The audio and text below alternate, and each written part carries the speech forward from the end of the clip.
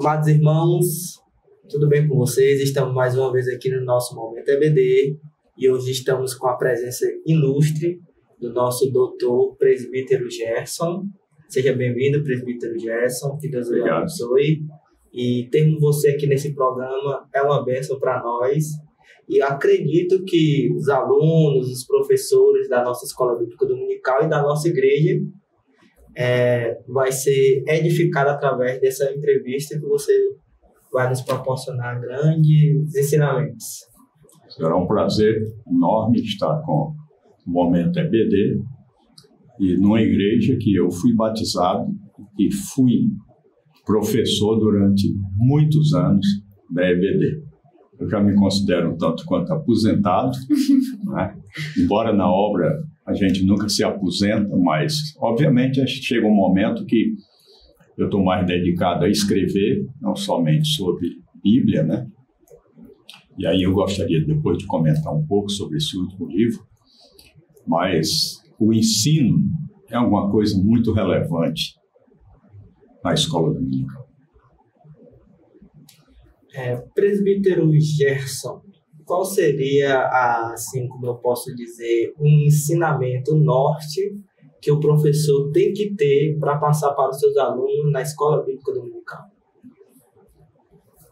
Veja, esse livro que eu escrevi, eu sempre digo que esse livro é um livro maduro.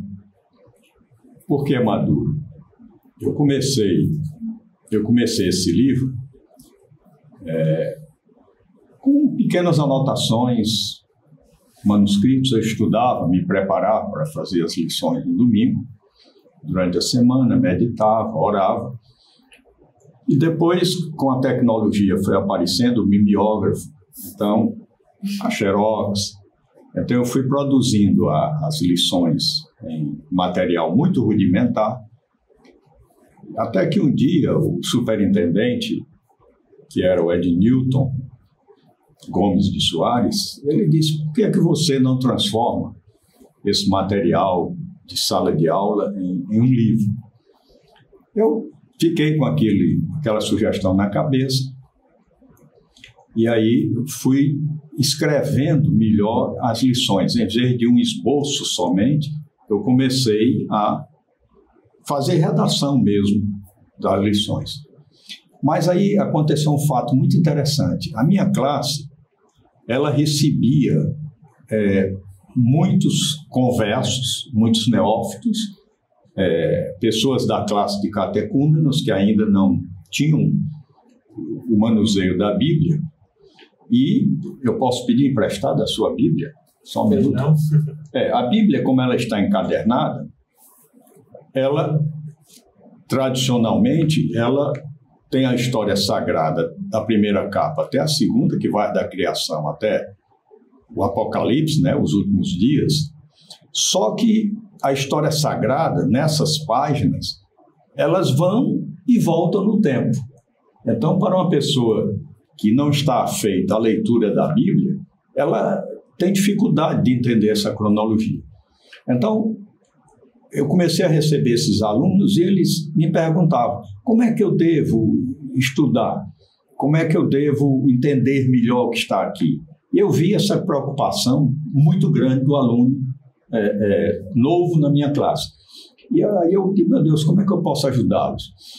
Então, eu comecei, naquela época, já estudando a cronologia bíblica.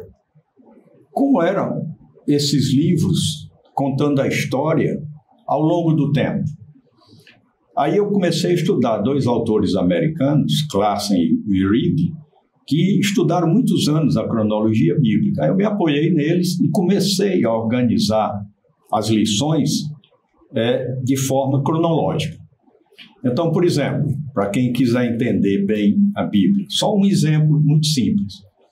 Se você ler os 10 primeiros capítulos de Gênesis, os 3 primeiros capítulos, você está falando de criação.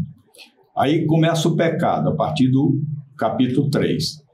Quando você chega no capítulo 10, aí você tem todos aqueles eventos, né, iniciais da criação, até o aparecimento dos patriarcas.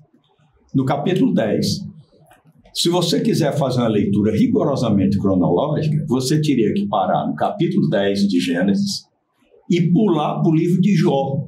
Por quê? Porque o livro de Jó é um livro patriarcal.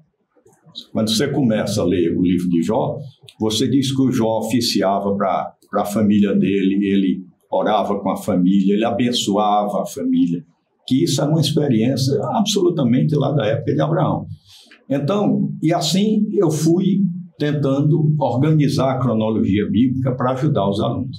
É tanto que este livro, Fernanda, o ineditismo dele é que as lições estão dispostas de forma absolutamente cronológica nessa metodologia que eu adotei. É lógico, pode ter pequenas variações de época, de escrito, mas ele está organizado de forma cronológica. Então, foi o primeiro instrumento que eu encontrei para ajudar os alunos novos a entender a palavra. Então, presbítero, foram aulas, lições de uma escola, de uma classe que era Panorama Bíblico? A resposta você confere no próximo Momento EBD.